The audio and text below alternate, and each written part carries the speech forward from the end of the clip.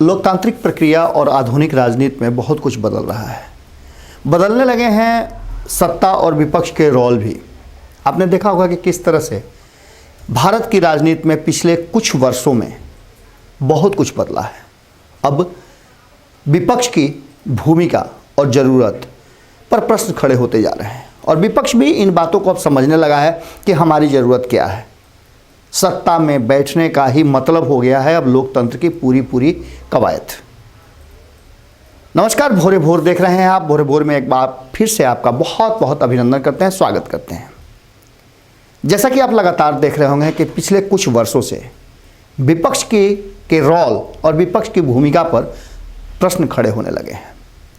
अब ये प्रायोजित हैं या फिर विपक्ष ही खुद समझने लगा है कि अब उसकी ज़रूरत क्या है, क्योंकि सरकार वो सारे काम कर रही है जिसके लिए विपक्ष की कोई ज़रूरत नहीं है। आप लगातार देख रहे होंगे कि कई तरह की समस्याओं के बाद समस्याएं तो खड़ी होती हैं, समस्याओं को खड़ा किया जाता है, लेकिन अचानक से सत्ता पक्ष विपक्ष के इस खड़े किए गए सवाल पर जवाब देना भी उचित नहीं समझता और न विपक्ष उससे जवाब ले पाता है। बदले में विपक्ष के पुराने पन्नों को खोल करके और उसकी तुलना कर दी जाती है और यही वो जवाब होता है जिस जवाब को लेकर के विपक्ष फिर से बैकफुट पर चला जाता है। आपको याद होगा कि आज से कुछ सालों पहले, कुछ दशक पहले जिस तरह की राजनीति होती थी और जिस तरह सरकार और विपक्ष के संबंध हुआ करते थे वो बड़ा ही अजीब हुआ करते थे।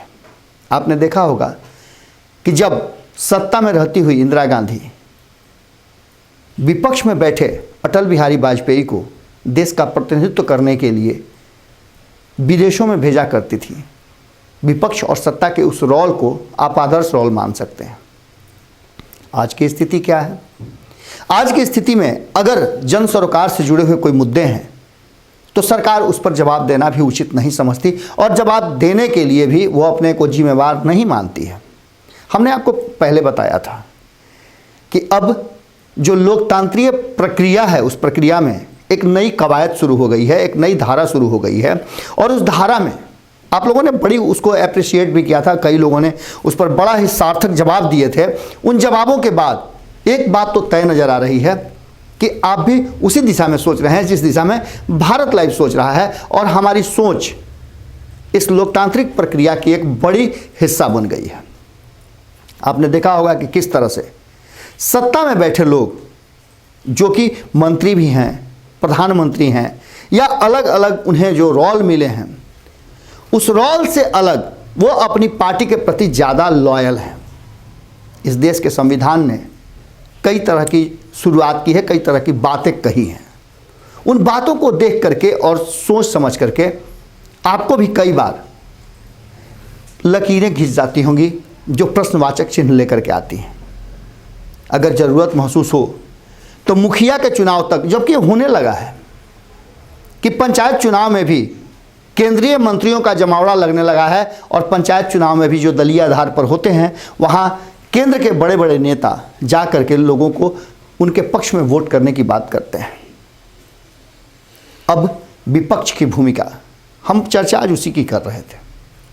बिहार में आपने देखा होगा कि पिछले कई सालों से जब से लालू प्रसाद और राबड़ी देवी का सक्रिय राजनीति में थोड़ा हिस्सा कम हुआ है या सक्रियता कम हुई है, उसके बाद से जो नई पौध आई है उसके दिमाग में एक ही बात है जिसका वो प्रकटीकरण भी कर रहे हैं और लगातार जनता खोजती है कि हमारे नेता कहाँ हैं। तो विपक्ष की भूमिका में नेता प्रतिपक्ष की जगह कोई और नज़र आता है और यहाँ से शुरू होती है एक नई तरह की चर्चा। आपने देखा होगा कि किस तरह से सदन में पक्ष और सत्ता के बीच में जो चर्चाएं हुई, हॉट टॉक हुआ, उसने मीडिया की सुर्खियां बटोरी, पर मीडिया का भी रोल अलग बदल गया है। आप देखते होंगे अखबारों के पन्नों पर इसका सीधा सा मतलब है कि या तो अखबार और मीडिया विपक्ष को तवज्जो नहीं देता या फिर विपक्ष अपनी भूमिका उस तरह से नहीं करता जिसको लेकर के सुर्खियां बने या मीडिया के पन्नों पे उनकी खबरें छपें। इन सब बातों को लेकर के अब लगातार चर्चाएं फिर से शुरू हो गई हैं। विधानसभा का सत्र खत्म हुआ और नेता प्रतिपक्ष किसानों के विरुद्ध अपनी पार्टी के आंदोलन को लेकर के जितने मुखर नजर आए, उन्होंने धरना भी दिया और उसके बाद समर्थन के लिए उन्होंने अलग अलग दलों को बिल्कुल कहा कि हाँ, हमारी पार्टी किसान आंदोलन के समर्थन में है, पर खुद नज़र नहीं आए। अब कहा यह जाने लगा है कि कहीं ऐसा तो नहीं कि वाम दलों के हिस्से आंदोलन का जो भाग है, पार्ट है, वो शिफ्ट कर दिया गया है। आपको पता है कि बिहार में महागठबंधन इस बार 110 सीटें जीत कर आई है, जिसमें कहीं ना कहीं वाम दलों की एक जो सीटों की संख्या है 16 के पास पहुंच गई है। एक अच्छा खासा उन्होंने लीड लिया है और 29 सीटों में से 16 सीटें जीतना कोई कम बात नहीं है। वहीं कांग्रेस दूसरे खेमे में 19 सीटें लेकर के विपक्ष की भूमिका में अपना काम करेगी, ऐसा शायद मानना है आरजेडी और नेता प्रतिपक्ष का। यही कारण है कि हो सकता है कि वो आराम करने या फिर कोई नई रणनीति बनाने के लिए निकल गए हों।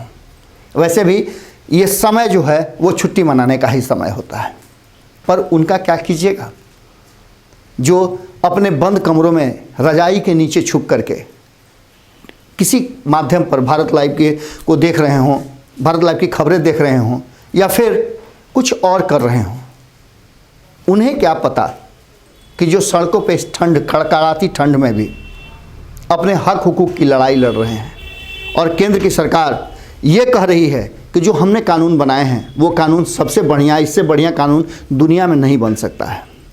केंद्र सरकार बहुत सारी बातें कह रही हैं जिसके कुछ अलग ही अर्थ होते हैं। प्रधानमंत्री खुद आकर के ये समझाने का प्रयास करते हैं, जो कृषि मंत्री या अन्य लोग बोल रहे हैं उनकी बातों पर ध्यान दिया जाए। ऐसा कौन सा कानून है, ऐसी कौन सी नज़र है, ऐसा कौन सा दूरबीन लगाया हुआ है कि जो बातें केंद्र सरकार को समझ में आ रही है और देश के किसानों को समझ में नहीं आ रही है। इस आंदोलन में बिहार की सहभागिता पर भी क्वेश्चन मार्क खड़े हो गए हैं। क्वेश्चन मार्क तो बिहार की सरकार पर भी खड़े हो गए हैं, पर बिहार सरकार ने कहीं ना कहीं एक बात ऐसी कर दी थी कि बहुत पहले से ही मंडी सिस्टम को ही ख़त्म कर दिया था। उस समय भी विपक्ष अपनी भूमिका से कहीं ना कहीं बेजार नजर आया था। हालांकि उस समय विपक्ष बड़ी कड़ी प्रतिक्रिया दे करके चुप हो गया था। आज धीरे धीरे आपने देखा होगा कि सांसदों, विधायकों और जनप्रतिनिधियों को जो चुन करके आते हैं, उनके लिए कोई भी कानून बनता है तो सहर्ष स्वीकृति होती है और उस कानून में आप देखे होंगे कि सभी लोग मिल करके तय कर लेते हैं कि हमारे लिए क्या होगा। संसद भवन बन सकता है, जबकि आपके पास ऑलरेडी संसद भवन है। उसके बावजूद दुनिया के कई देशों में संसद भवन है, कहीं 200 साल पुराने, कहीं 100 साल पुराने, कहीं 400 साल पुराने संसद भवन हैं। उसी में काम चल रहा है। बड़े डेवलप कंट्रीज़ की मैं बात कर रहा हूँ। पर भारत में आप जानते हैं कि नाम गोदवाने की बड़ी परंपरा रही है। जब मायावती अपना हाथी किसी मैदान में लगाती थी तो भारतीय जनता पार्टी को आपत्ति होती थी और कई हाथियों पर आपने देखा होगा कि कवर चढ़ा दिए गए। मायावती के किए हुए कई ऐसे उद्घाटन हैं, कई ऐसे शिलापट हैं जिन्हें उखड़वा दिया गया, पर उसी रास्ते निकल पड़ी है भारतीय जनता पार्टी। भारतीय जनता पार्टी को 2014 में जब केंद्र की सत्ता देश की जनता ने 125 करोड़ लोगों ने सौंपा था, तो ये था कि यहाँ से अब देश बदलेगा। पर देश बदला कि नहीं बदला अभी भी प्रश्न है, लेकिन विपक्ष जरूर बदल गया। विपक्ष की भूमिका बिल्कुल ही नदारत हो गई और विपक्ष की बोली और भाषा बिल्कुल उस बड़े पत्थर के तरह है जो कहीं ना कहीं विपक्ष की भूमिका को समाप्त कर देती है, दबा देती है। आज देश की स्थिति ऐसी है कि देश में प्रतिकार करने वाला, प्रतिरोध करने वालों की आवाज़ को राष्ट्र विरोधी बताया जाता है। अब राष्ट्रवाद की परिभाषा कैसे दी जाए, राष्ट्रवाद की क्या परिभाषा नई गढ़ी गई है, इसकी अब तक संविधान ने कोई चर्चा नहीं किया और न संविधान में इसका संशोधन ही किया गया है। हमें तो पता है कि राष्ट्रवाद की वही परिभाषा है जो बाबा साहेब अम्बेडकर ने और राजेंद्र प्रसाद ने गढ़ दिया था। हमें बहुत कुछ याद है।